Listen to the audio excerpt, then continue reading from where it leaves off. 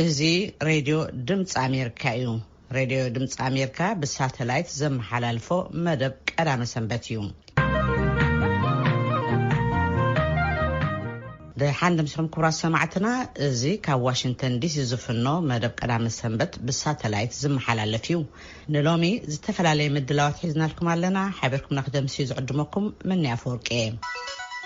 أبي إثيوبيا بيت مخرج كللاوي منجستي دبوب نايت كل المنجستي لعلنا تحق بمخبار دحنا حزبي كالرجاجز أتحساسيبو بسرعة جباء بيت مخري نايت كل استساتفوا أبلات بيت مخري منجستي ناي زيجاتات بسلام ناي منبارن هافت ناي متراين مسلوم يخبر كم زيلن لبدا كورونا فيروس أم كل خلون دخمت كم زلون نقفهم رئيس أم حداري نايت كل أتو روسو يرداو نايت فات حيلي إلى مسوعوهم أكلات حتوتات حزبي بمتقام أبناي تكلل سطتا صقم يفطرو كم زلون ناي تكلل منغستي حق ناي مخبار سراح يسرح كم زلون تزاريبهم يبل سبساب يوناتان زبديوس كاب حواسا أب كلل تقراي نزكايد مرس أغزاي ودب كاب حق وصاي حافتن نبرة المنغستي نودباو بسراح موعال دو كبلالو كبل سالساي ويانا تقراي صوبعو اتودب ابزهاو مغلصي ببايتو كلل تግራይ اب ጉዳይ መረጽ አጠሚቱ ዝተመሓየሸ ሕገ መንግስቲ ትግራይ ከም ዘይቅበለው ወናፍሊጥሎ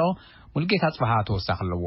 ሳልሳይ ወያነ ትግራይ ብሔራዊ መሪሕነት ትውድብ ዘካየደ ስሩዕ አኺባ ጠሚቱ መግለጽ ይህበሎም ኣብ ትግራይ ዘካየደ መረጻ ፍትሐውን አሳታፋይን ክኸውን ይግባእ ዝበለ ኮይኑ ገዛ ውድብ ህወሓት ኣብ ዋን መረጻ ካብ ሕጊ ወጻኢ ሃፍትን ንብረትን መንግስቲ ንውድባው ስራሕቲ ይውዕለሎ እዚ ድማ ጠጠው ከብል ይግባእ ብምባለት ሓሳሲቡ መረጻ ዘተዓናቅፍ ኮነ እቲ ኸይድ መረጻ ናጻ ድምጽ ህዝቢ ድማ ብፍትሐዊ አገባብ ዝውከለሉ ዲሞክራሲያዊ ንከይኸውን ዝሰርሕ ዝኾነ ይኹን ፖለቲካዊ ሓይልን መንግስታዊ አካልን ሲዒቡ ክፍጠር ንዝኽእል ኩነታት ሙሉእ ሓላፍነት ክወስድን ናይ ታሪክ ተሓታትዩ ብምባል ፍሊጡ ሓላፊ ርክብ ወፃን ውድባት ፖለቲካን ሳልሳይ ወያነ ትግራይ ኣይተሃይሉ ከበደ እቲ ኣብ ስልጣን ዘሎ ውድብ ምስ ውድባት ፖለቲካ ኣብ ከይድን ሕጊ መረፃን ዘካየዱ ዘተ ተቐቢሉ ኣየተግበረኑ ኢሎም ትማሊ ባይቶ ክልል ትግራይ ኣብ ጉዳይ መረፃ ጠሚቱ ዘካየዶ ምምሕያሽ ሕገ መንግስቲ ድምፂ ህዝቢ ብዝግባእ ዋጋ ክህልዎ ዝገብር ኣይኮነን ክብሉ ተዛሪቦም ህዝቢ ድምፂ ውክልና ኣየረጋግፅን ስርዓት እዚ 80 እኹል ኣይኮነን ካብ ብላዕሊ ኮርደሎ 51% ተረኺቡ መንግስቲ መመስረት ተረኺቡ ሓደ ውድብ ብድሕሪኡ ዘሎ ክፍቲ ክገብረሎ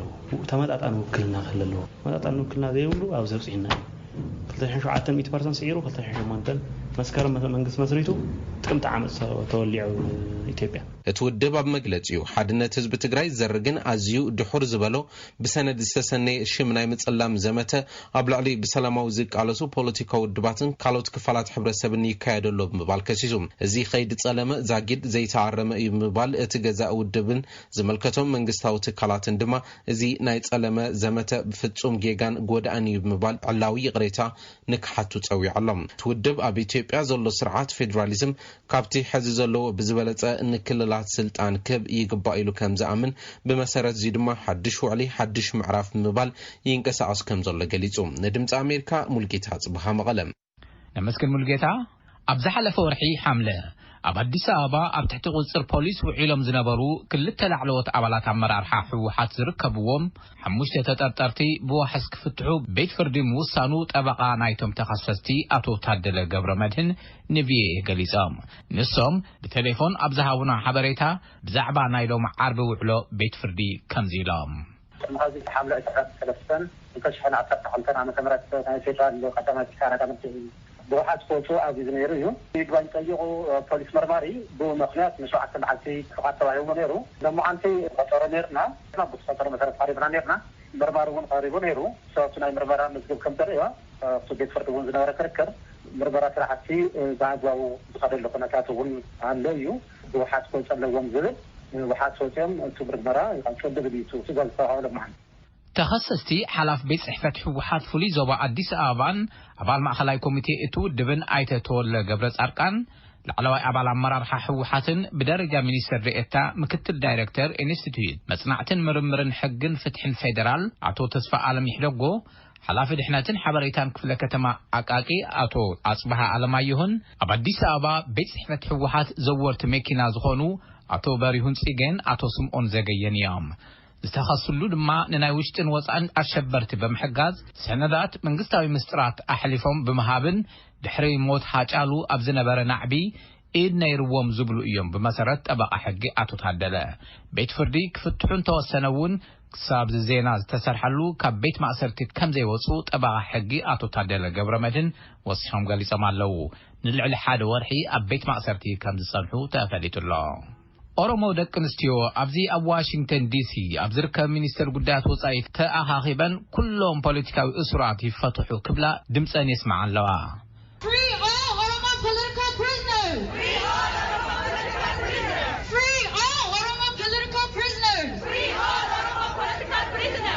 ካብ መንጎ ዝሓዘኦም ጭርሖታት ጫሉቱ ታከለ ትፈታሕ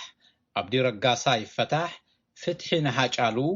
ኣብይ ንህዝቢ ኦሮሞ መቕታል ጠጠው ኣብል ዝብልን ካልኦትን ይርከብዎም ተቃዋሚ ፓርቲ ታንዛንያ ንቱንዱ ሊሱ ኣብ 2020 ወርሒ ጥቅምቲ ኣብ ዝካየድ መረፃ ንፕሬዝዳንት ጆን ማግፋሊ ዝነሓናሕ መራሒኡ ገይሩ መሪፁ ሊሱ ኣብ 2017 ብዝተፈጸመም ፈተነ ቅትለት ን3 ዓመት ኣብ ሕክምና ድሕሪ ምጽንሖም ዝሓለፈ ሰሙን ናብ ሃገሮም ተመሊሶም ኣብ መረፃ ታንዛንያ ዓብይ ግምት ተዋሂብዎም ኣሎ ቻርልስ ኮምቤ ካብ ዳር ሰላም ንዝለኣኾ ጸብጻብ ሳራፍ ሳህየ ክተቕርቦ እያ መስከረም 7 2017 ነይሩ መንነቶም ብዘይተፈልጡ ሰባት ኣብ ዳር ሰላም መጥቃዕቲ ዝበጽሖ ሞያ ጥብቅኑ ገዲፉ ፖለቲከኛ ዝኾነ ቱንዱ ሊሱ ንሕክምና ናብ ቤልጅየም ብምምራሕ ድሕሪ ጻኒሒት 3 ዓመት ንፈለማ እዋን እዩ ኣብ ዝሓለፈ ሰሙን ናብ ዓዱ ታንዛንያ ዝተመልሰ ኣብዚ እዋን እቲ ኣብ ወርሒ ጥቅምቲ ዝካየድ ሃገራዊ መረፃ ኣንጻር ፕሬዝዳንት ጆን ማግፉሊ ክነሓናሕ እዩ ንሱ ይብል 2015 ጀሚሩ ኣንጻር ኩለ መዳያዊ ስርዓት ብግልፂ ዝተኸፍተ ጦርነት ነይሩ እዩ ንዓና ንድሕሪት ናብ ጸልማት እዋን ክመልሱና ብዘጽዕሩ ሓይልታት ዝተኸፍተ እቲ ጸገም ከቢድ እኳ እንተኾነ ኣይንምለስን ኢና ይብል ደገፍቱ ብወገኖም ኣብቲ መረፃ ከም ዝዕወትን መንግስቲ ማግፉሊ ከተግብሮ ዘይከኣለ ስርዓት ዴሞክራሲ ሊሱ ከተግብሮ እዩ ክብሉ ተሰሚዖም እዮም ፕሬዝዳንት ማግፉሊ ሰላማውን ተኣማንን መረፃ ከም ዘካይዱ ይዛረቡለው እቲ ዝጀመርዎ ምዕባለ ቁጠባን ዝሐሸ ጉዕዞ ታንዛንያን ንምዕዋት ክብሉ ደጊሞም ከም ዝነሓንሑ ተዛሪቦም እዮም Tundu Lissu ana uwezo wa kushinda kwa ካብ ቆጽላዊ ቀለም ወጻእ ዘለው ዝሐሸ ነገር ክሰርሑ ዝመጹ ዶ ይመስልኹም እቶም ምስ ካፒታሊስት ኮይኖም ማዕድናትና ክዘርፉ ዝመጹኸ ዝሕግዙና ዶ ይመስልኹም ኣይኮኑን ንዑየ ኸኣ ደጊመ ክወዳደር ዝደለኹ ኢሎም ተንተንቲ ፖለቲካ እቲ ሃገር ከም ዝብልዎ ማግፉሊ ብዝሰርሕዎም ዓበይቲ ነገራት ከም ሓደስቲ መገድታት ሃዲድ ባቡርን ሓይልታት ኤሌክትሪክን ዳግም ከምርጽዎም ይኽእሉ እዮም እንትብሉ ገሊኦም ድማ በቲ ሕዚ ዘለዎ ዓብይት ናይ ህዝቢ ተቐባልነት ሊሱ ክምረጽ ይኽእል እዩ ይብሉ ማግፉሊ ኣብ 2015 ናብ ስልጣን ድሕሪ ምምጽኦም ቁጠባት ሃገር ክልዓልን ኣብ ኢንዱስትሪ ማዕድን ምሕያሽ ምግባሮምን ይዝረበሎም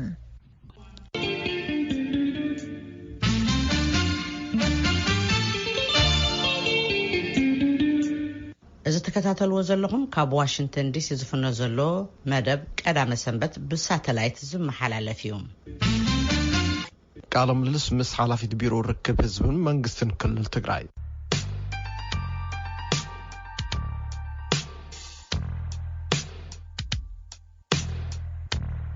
ቤት ምክሪ ክልል ትግራይ ኣብ ምርጫ ኣብላጫ ድምፂ ንዘይረኸቡ ፓርቲታት መናብር ዝህብ ክልላዊ ሕገ መንግስቲ ከም ዘመሓየሸው ኣፍሊጥዩ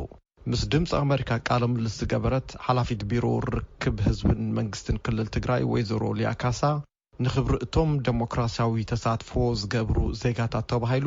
ነቶም ዝመረጽዎም ግን ከዓ ዘይሰዓሩውን ዝተወሰነ መናብር ተሓዚኡሎም ከም ዘሎ ኣፍሊጣላ ኣብዚ ቀረባ ዝተኻየደ ወተሃደራዊ ሰልፊ ኣብ ትግራይ ድማ መርአያ መኸተን ብዛዕባ ቫይረስ ኮሮና ኣፍልጦ ንምዕባይን ከም ዝኾነ ገሊጻላ ተወልደ ወልደ ገብርኤል እዩ ንወይዘሮ ሊያ ካሳ ኣዘራሪብዋ ናብኡ ንስገር ሕራይ የቐኒለይ ሓላፊት ቢሮ ኮሚኒኬሽን ክልል ትግራይ ወይዘሮ ሊያ ካሳ ካብ መቐለ በዚ ሓድሽ ዜና ክንጅምር ወይዘሮ ሊያ ዝተኻየደ ኣኼባ ቤት ምክሪ ፍላይ እቲ ምርጫን ሕገ መንግስትን ዝምልከት እንታይ ነሩቱ ቀንዲ መልእኽቱ ጽቡቕ ማለት መንግስቲ ትግራይ ይኹን ህዝቢ ትግራይ ንመሰል ዓርሶ ውሳኑ ዓርሶ ብዓርሶ ንምሕዳር መስዋዕት ከፊል እዩ ሓዚ ዘለናሉ ሕገ መንግስታዊ ስርዓት ይኹን ፌደራሊዝም ስርዓት ካነቂሉ مثل عرس وسنة كسر مجمزال إلون عرس خانة من حجار عن كذا 3 عن مستقمته بتي لعلو سلطان تزيلو إذا قمت أفتحق منجستي بخمسة عمته مرجعنا مكياد سرعات سلزخانة شكل لو مرتك كايد بيت مخربيرا وكلها منجست تقريبون بوانا نتما سيزو تقري وفينو زحادر قدايو لازم هذه شكل لو مرتا نمكياد كوميشن مرتا بيرا وكلها منجست تقري تتعيشو أتغلال سيد مرتا نايكرزا بدلوات سرحتنا توقنا مرتا نمكياد بخولو قد بخونات نتوقنا يزركب لذيت مرتا لبيت مخرع عوالات زوي كولو أغلاج عدم صوين دماء أغزي حادم صي زرخوات ودا داراي سعاراي ناي مرجع سرعات لغزي حادم صيزبن نفتل مقالنا عيزة أملك نيرو حازبن تتغلالي ديمقراسي ناي تقراي لمعن بابيكون بوانا نتما نايتهم وسنات دمصون نمكتات بزاخل تبزي حادم صي خمزة لو خوينو باللما نايتهم وسن دمص إزهاو إزبتاتون كبر بمهاب وفلاي دمات ناي حسابات عطفلا لايون كما تسل زلو عبيت مخري بحانسة سرعات مرتا لمكتات توهيلي في لما عنتون بيت مخري بهراو كلها منكس تقرايري ناي تقراي حقا منكس فينا من حياش بخوضو مالتي هراي حجي نصر نخوون حقا منكس تخبها الكل وزر ليها ناي كل تقراي حقا منكس ديو ناي فيدرال ناي إثيوبيا حقا منكس ديو إناد نرزلنا نحنا ناي كل تقراي حقا منكس دينا محايشنا زلنا حقا منكس دينا من حياش بخوضنا وانا قد أسمع كل التأمين نعميتنا لنا فحدا سعراينت زي بقعد لما دم إزرقوا بوليسكاو الدواتهم كسافزي ببلاج عدم سناته هالات وسن دمسي خالوت الدوات ذهاو فزوتات دمسهم يقصر النيرو لازم نايته دمسي وسن دمسون كبرنا مهاتو هايلي قال عيد ما ديمقراسي معمقون استفلالية حساسواتات استفلالية ماراتاتون يحشن يجيلون تحرهي وخوين هزري لكن ديمقراسي هدار من الصحوين يتاكم يكابزو كلتا مسارتاو عنقوار نقلتات الموزقة ناي كلنا حق منقستي ناي ممحاش سلطان دما ناي ببري رجو زي الله حوات المخري حق منقستاو بزخونا من قد بحر من مياتهم بيت مخري بهراو كلها منقست تقراي كم حايشين كتصدقون بلا زخوين ناي بهراو كلها منقست تقراي حق منقستي نام محايشنا زلنا مالتي حجي مستناي فدرال حق منقستي كما إذا السانة البيت مخري فدرالشن زمراح مرجع خمزي كايد عملو إثيوبيا دوكم زبالي عوجلو تزلع على سلطان مرجع زملكت النخاء بيت مخري فدرالشن يللومو كما إذا السانة حجي مزلو معاذ قبركم أي محياش حق منقستي خلو تقراي حق منقستي خمزي محايش سولا حق منقستي وعلي استعمطوا النقاقتاتن أتعالي أسار حاتاتنا اللوة نسو تغطيلنا عنا نايا تقراي حق منقستنا محايش سلنا خزنا مجمرة جديد محايش سلا حق منقستي ونيكونا قد محاجون كلتا جديد نايا حق منقستي نمحياش عكايدو يبيت مخربيرا وكلا منقستي تقراي نحنات تعالي مرتع حق منقستاو بزخونا من قديك كايد اللوة مرتع نزي مكيات استعمت حادة مخنيات سفانا تناي كوفيد 19 لبدا أقاطمو زلو كقادو جاي خيلي بزبر سلسوانا نقر كنت كوفيد لا تخلاكلتا حق منقستاو مسل استوهاوي ناي بزوتات يقونا طفو مسلات كي يحسن تسألم تنتخفيل وزمت حق منقست سلسوانا نزي حق منقست زي ناي مفتسام ناي مخبار حالات مسلما كالحادة هزواوي حالات مثلا يزول منقستي تسويت سقبر مسمخان فأساسيرو بيت مخري بهراو كلها منقست تقراي نزي هزواو حالاتنتو بعقواو يواطع مهلاو إنا بملؤنة نرجع تزلع على السلطان دما ناي هزو سلازخونة مرجع يناواحدو أي يناواح مرجع يكايد إلو كوسن زلو هزون بس ዝኾነ ይኹን ስልጣን ዘሎ አካል ፓርቲ ይኹን መንግስቲ ኩስነ ይፈልም ምርጫ ቦርድ እውን ኩስነ ይፈልም ማለት እዩ ፌደሬሽን ምክር ቤት አማሓላልፍዎ ዝበሃል ዘሎ ውሳነ እውን ህገ መንግስታዊ ምዃኑ ትክክል ከም ዘይኮነ መሰል ብሄረሰባት ዝጉዕፅፅ አካይዳ እዩ ዝብል ቅዋም እውን ወሲድና ኣለና ህገ መንግስታዊ መሰሉ ስለዝኾነ እውን ነዚ ህገ መንግስታዊ መሰሉ ከተግብር ينقص لازم ነገር ኩርሰት خللو ማለት አራ ወዝረሊያ ከነሐልፍ ምናልባት ካል ፍጻሜ ዝነበረ ኣብዚ ሰሙን እዚ ወታደራዊ ምርኢት ኣብ ክልል ትግራይ ንዕኡን ዝተፈላለዩ ትርጉም ተዋሂብዎ ሓደ ተባዓይንኻ ዝረኣይ ወታደራዊ በተሓደ ምናልባት ባኺ ብዳይሬክተር ኮሙኒኬሽን ክልል ትግራይ ኮሮና ቫይረስ ኣፍልጦ ንመሃቢው ቀንዲ ዕላምኡ ዝብል መልእኽቲ ዘመሓለፍኩ መስለኒ ስለዚ እንታይ መልእኽቲ ምትሕልላፍ ነይሩ ክንዝኸውን ሰራዊት ኣብ ስታዲዮም ተምም ከሎ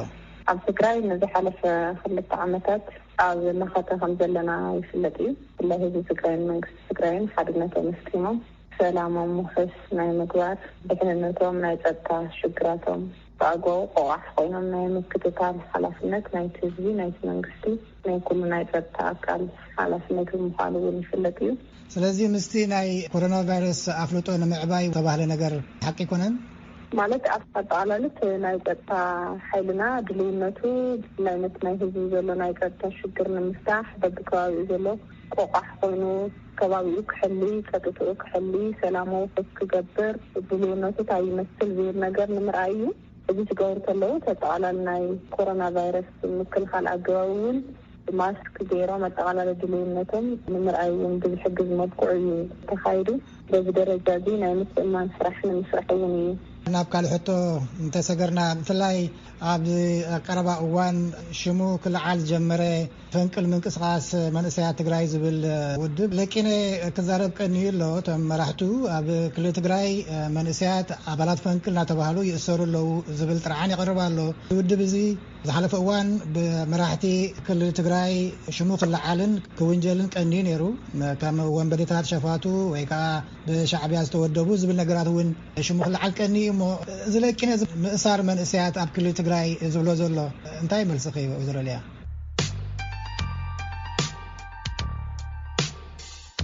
መልሲ ናይ ዝሕቶዝን ካልኦት ሕቶታትን ሒዝና ዝመጽእ ሰሙን ክንምለሰኩም ኢና ክሳብ ሽዑ ንወይዘሮ ልያ ካሳ ብዙሕ እናመስግን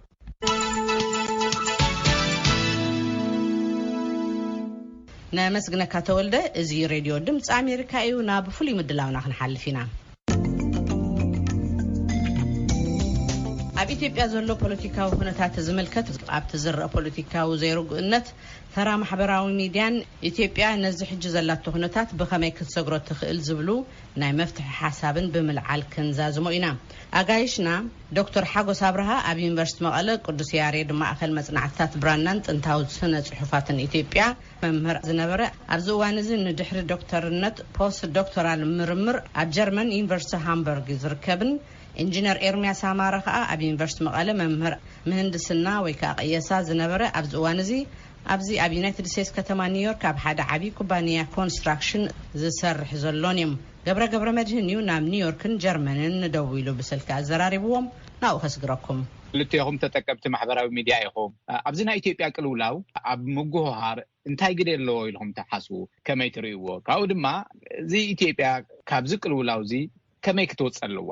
ተሃገር ናብ ዝሓሸን ዝበለፀን ኩነታት ተኣትወሉ ዕድል እንተልዩ ከመይ ገይራ እዚ ዕድል እዚ ክትጥቀም ኣለዋ እስቲ ናይ መወዳእታ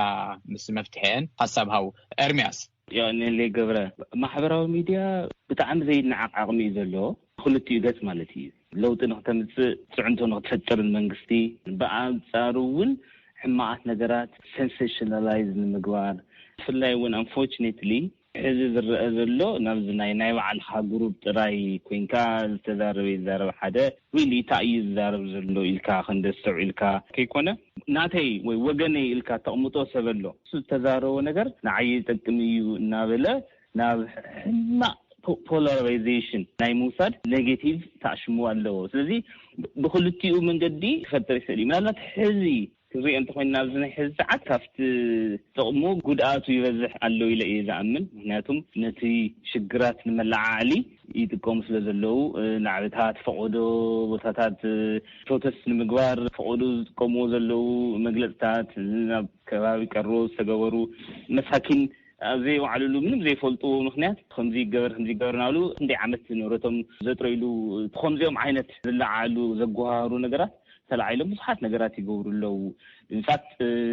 ዛኸምኡ ዓይነት ጠጠው ምባላው ነብተ ናይ በቀደማይ ናይ ባዕሉ ንእሽትለይ ህድእ ንክብሉ ንሓጊዝዎ እዩ ሃገር ንክትሃንጽ education ታኖስ ግዛዕ ንክትዳለወሉ ጽቡቕ ታሽሚ ይፈጥር እዩ unfortunately ተሕዝ ንሪኦ ዘለና ግን አሉታዊ ታሽሙ እዩ ኣብ ምፍትሕ እንተኸይደ ሕዝውን ሃገር ኣይተሃነጸትን ኢለ ዝኣምን ፌደራል ይኹን ብክልል ደረጃ ይኹን ተሓታታይ መንግስቲ የለን ባዕሉ መሳርሒ ዝሓዘ ዝደለየ ይገብር ቅንዒሉ ዝሪኦ ዝኣስር ዘሸቁርር እዩ ካብ ስር መሰረቱ ዓዲ ንኽትነጥ ፖለቲካዊ ውድባት ወይ ቶም ዘለው ስቴክሆልደርስ ኩሉ ግበአኒ እዩ ዝብሎ መሰረታዊ ሽግር ንኽፍታሕ ናይ ባዕሉ ተራ ክገብር ክኽእል ኣለዎ እዚ ናይ ምግንፃል እዚ ንበይነይ ከም ዝኸውን ኢልካ ብፍላይ ድማ ትግራይ ዝግበር ዘሎ ነገራት ትግራይ ብስሩ አካል ኢትዮጵያ ዘይነሮት ልግዜ የለን ኣብ ታሪኽ ኢትዮጵያ እዚኦም ፍትሕ ኣይኮነን ከም ዝበሃል ናብ ከምኡ ዓይነት ነገር ካብ ምግባር ንሃገራዊ ህንፀት እጃም ካተወፍየሉ ንማእኸል ትመፀሉ መንገዲ ምፍታን ሓንቲ መወዳእታ ግን ክገልጽ ደሊ ኣብ ማእኸል ዓዲ ዘሎ ፖለቲካ እቲ ካፒታል ሲቲ ዝብልዎ ከቢድ ክኸውን ይኽእል እዩ ብቐረባ ክረአይ ዘይከኣል ክኸውን ይኽእል እዩ ግን ዋና ከተማ ካብ ዓበይቲ ከተማታት ዝወፀሉ መንገዲ ተስፍትሕ 30 ከሚኢቲ ዓለም ዓድታት ካፒታል ሲቲን ካብቲ ዋና ዓባይ ከተማ ኣውፅአን እየን 1960 ዓመተ ምህረት ጀሚሩ ይገርመካ 11 ሃገራት ዋና ከተማን ካፍቲ ካፒታል ሲቲ ኣውፅአን እዚ ታእይ ጥቕሙ ኣብ መንጎ ህዝቢ ዘሎ ግጭት የውፅእ እዩ ብሳልሳይ ደረጃ ኢቨን እቶም መንግስታዊ ትካላት ዝበሃሉ እቶም ሰለስተ ብራንችስ እውን በታቲንካ ምርኣዩን ይካል ምክንያቱም እዚ ህዝቢ እዚ ኣይኮነን ዝጓነፅ ዘሎ ህዝቢ ዓንተውኡ ሰላም ሕሹን ሰላም ጽባሑን ሰላም እዩ እቶም ፖለቲካዊ ሓይልታት ኣብ ዝገብርዎ ዘሎ ንሕንሕ እዩ ትዕዳ ህዝቢ ዝኸፍሎ ዘለና ፖለቲካዊ ሓይልታትና እቶም ዝዋሲ ዘለው ኣነ ዝወልክዎ ጥራይ ዘይኮነስ ናይቲ ካልእ ሰብ ጫማ እውን ኣትዮም ክሰምዑ ክእልሎም ይበሃል እየ በኣንጻሩ ድማ ብደገ ዘለውን ጎስጓስና ክንቅፅል ኣለና ምይጣት ፓነልስ ዳትኻ ህዝቢ ሼር እናገብረ ገንቢ ዝኾነ ማለት ኮንስትራክቲቭ ዝኾነ ነገር ኣናጽ ዝኾነ ወላሂ ታንኪ ይቀኒለ ዶክተር ሓጎስ ምስታ ናይ ማሕበራዊ ሚድያ ተኣሲርካ እና መጨረሻ እውን መፍትሒ ካብዚ ሃገር ከመይ ክትወጽእ ኣለዋ ሕራይ ይቀኒለ ገብረት ማሕበራዊ ሚድያ ብጣዕሚ ዓብይ ተዋፅኦ ኣለዎን ፍልጠት ምምሕላፍ ከም ናይ ብዙሓት ዝምረቕሉ ናይ ቀዳመ ሰንበት ዩኒቨርሲቲ እዩ ምባል ይከኣል እዩ ማሕበራዊ ሚድያ ብፍላይ ፌስቡክ ብዙሓት ሰባት ካብ ብዙሓት ሰባት ዝመሃርሉ ፖቴንሻሊ ማለት እዩ ዝመሃርሉ ዓውዲ እዩ ቦታን ግዜን ከይወሰነ ማለት እዩ ኣብ ዝተፈላለዩ ዓለም ኮይንካ ትራኸበሉ ዝተፈላለዩ ጥቕምታት ኣለዎ ማሕበራዊ ሚድያ እዚ ትፀገም ናይ ፌስቡክ ይኮነ ናትና ተሓሳስባ እዩ ዓብይ ፀገም ዘሎ ቫልዩ ቅድም ዝበልናዮ ናትና ቫልዩ ናትና እሴት እናተበላሸው ይምፅኡ እዛ ፌስቡክ ሓደ ሰብ ጫፍ ዝወፀ ነገር እንተፅሒፉ ብዙሕ ላይክ ኩራ ክኾን ይኽእል ብዙሕ ኢንተርቬንሽን ኣለዎም ስለዚ ተፈላጥን ክትኾን ክትፃረፈለካ ሕማቅ ነገር ክትፈለካ ዝኾነ ሓሳብ ክትፈለካ ስታንዳርድ ዝኾነ ሓሳብ ወይ ድማ ናይ ምክክር ክኾን ይኽእል ፍልጠት ሓዘል ሓሳብ ክኾን ይኽእል ወይ ድማ ንዓዲ ዝጠቕሙ ዓበይቲ ሓሳባት እንተኮይኖም ከዓ ኢንተራክሽኖም እንተርኢናዮም ሓደ እዩ ማለት እዩ ምክንያቱ እቲ ማሕበረሰብ ሓደ ከም መዘናግዒ ይጥቀመሉ እዩ ፌስቡክ ቶም ኢሞጃት ዘለው ባዕሎም ቶም ኢሞጅ ናይ ባዕሎም ኣስተዋፅኦ ክህልዮም ይኽእል ዓይነት ኢንተራክሽን ማለት እዩ ማሕበረሰብ ከዓ ክዘናጋዕ ይደሊ ካብኡ ከዓ ከም ኣርቲፊሻል ወርልድ ገይሩ ዝሓስቦ ይመስለኒ ብኣካል ክትራኸብ ከለካ ዘይፀርፈካ ሰብ ኣብ ፌስቡክ እውን ክፀርፈካ ይኽእል እዩ ብኣካል ሃሌኻ ኣብ ሓደ ኣዳራሽ ክዛረቦ ዘይኽእል ዘረባ እዩ ኣብ ፌስቡክ ዝዛረብ እቲ ናይ ፌስቡክ ቨርቹዋል ሪያሊቲ ናብ ሓቃዊ ትክክለኛ ዓለም ብኡ ኢኩቫለንሲ ዘይምርኣይ ተንደንሲ ኣሎ ይመስለኒ እቶም ኣብ ፌስቡክ ጫፍ ዝወፀ ዘርኣውነት ዝነዝሐ ሰባት ኣብ ዳሻይ ቆጢርካዮም ከምቲ ኣብ ፌስቡክ ዘውዕዋ ኣይውዕን ስለዚ እቲ ሰሌዳ ፌስቡክ ከም ሰሌዳ ዓለም ከም ትክክለኛ ኣዳራሽ ንይጥ ዘይምርኣይ ሓደ ፀገም ኣሎ ካብኡ እስለነት ሰብ ምኽታል ካብ ሓሳብ ምኽታል ውልቀ ሰባት ምኽታል በቃ ሓቢርካ ትሓስብ ማለት እዩ ሓደ ሰብ ሓቢሩ ክበልዕ ሓቢሩ ይሰትይ ሓቢሩ ይፃወት እምበር ሓቢሩ ክሓስብ ከሎ መሕፈር እዩ ብሓቂ ኢንዲፐንደንትሊ ክሓስብ ተዘይኽእል ሓደ ማሕበረሰብ ክዓበይ ይኽእል ብፍፁም ኣብቲ ሃገር መፍትሒ ኣብ ምጥቋም ዝለናሉ ግዜ መፍትሒ ምእላፍ ዝሕዝ ግዜ ብጣዕሚ ከቢድ እዩ ከም ናተይ ሓሳብ ብፍላይ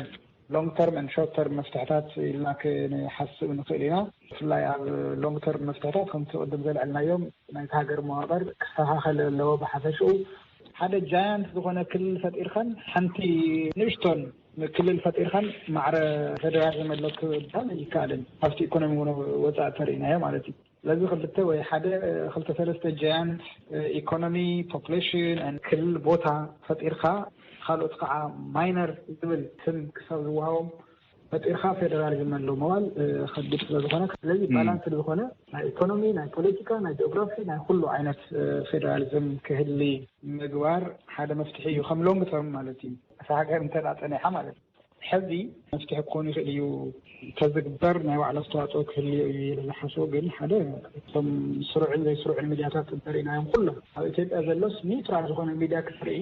ከቢድ እዩ ዳርጋ የለን ኩሉን ናይ ባዕሉ ኢንተረስት ህዝባዊ ረብሓ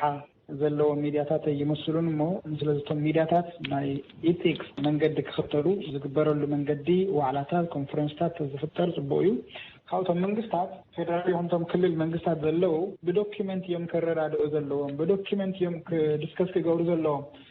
ማዕዶ ኮይንካ ብሚድያ ትመላለሶ ወይ ድማ ሽማግለይ ለእካ ትገብሮ ጉዳይ ይኹነን ዓብይ ናይ ሃገር ጉዳይ ስለዝኾነ ብፕሪንሲፕል ብዶኪመንት ብፖሊሲ ስትራቴጂ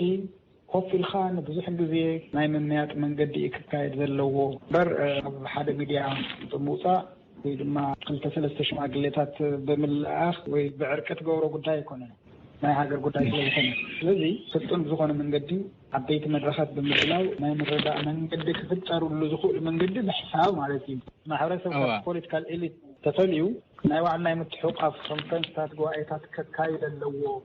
ምክንያቱ ኣብ ክልተ ሰለስተ ሓራሚ ጥቀት ስለዘይብሉ ካብቲ ፖለቲካል ኤሊት ብዝተፈለየ መንገዲ ዝረዳድአሉ መንገዲ ምፍጣር ኣድላይ እዩ ቋሚ ዝኾነ ዓበይቲ መድረኻት ዝኾኑ ካብኡ ምሁራት ብላይ ኒውትራል ወይ ድማ ዓርፎም ዝሓስቡ ምሁራት ኢትዮጵያውያን ማለት እዩ ካብ ኩሉ ክልል ብዝተወፃፀአ ዓበይቲ ብላይ እቲ ኮቪድ ሓፂር ግዜ ክጠፍእ ኢልና ተስፋ ንገብር ናይ ምርዳእ ምክንያቱ ካብ ውግእ ክመፅእ ዝኽእል ዓወት ክመፅእ ዝኽእል ጅግንነት ዋላ ሓንቲ የለይ ጅግንነት ኣብ 21 ክፍለ ዘመን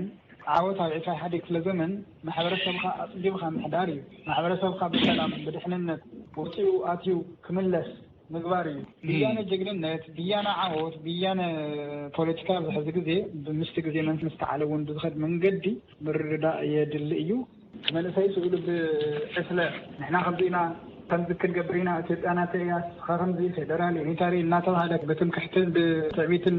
ካብ ምውጣር ስኽን ኢሉ እንታይ ክነተርፍ ንኽእል እንታይ ክንከስር ንኽእል ብዝብል መንገዲ ተንርዳእ ስኽን ኢልካ ምርኣይ እውን ፅቡቅ ስለዝኾነ ምፍራሕን ዘይምፍራሕን ናይ ትግራዋይነትን ዘይትግራዋይነትን ናይ ሃይማኖተኛን ዘይሃይማኖተኛን እሙንን ዘይእሙንን ዓይነት ብፍላይ ኣብ ማእኸል ዓዲ ኣብ ሽኾነ ትግራይ ይግበሩ ነገራት ስኽን ኢልካ ክረአ ኣለዎም ኢለ ዝሓስብ ንትግራይ ተገይርና ይጥቀም እዚ ኢትዮጵያ እንታይ ተገይርና ኢና ክትጥቀም ዝኽእል ህዝቢ ትግራይ መሰረትናስ ሳልሳይ ወያነ ህወሓት ወይ ባይቶና ክንደይ ዓመት ይፀንሕ ከይኾነሲ ህዝቢ ትግራይ እንታይ ተገይርና ኢና ብሰላም ናዕብሉ ክጥቀም ዝኽእል እዩ ኣጀንዳናን ጉዳይናን ክኾን ዘለዎ አይ ዶክተር ሓጎስ ፅቡቅ ዛዚምዎ እዩ ቁሩትለይ ሕዚ እውን ፖለቲከኛታት ብጣዕሚ ክሓስሉ ዝግብኦም ህዝቢ ብፖለቲካ ሳፎኬት ክገብርዎ የብሎምን ጨናንቅዎ የብሎምን ኣብ ዝገርምከ ደዊልካ ናብ ሓደ ሰብ ዋላ ናብ ዝኾነ ናብ ዓዲ እውን ደዊልካ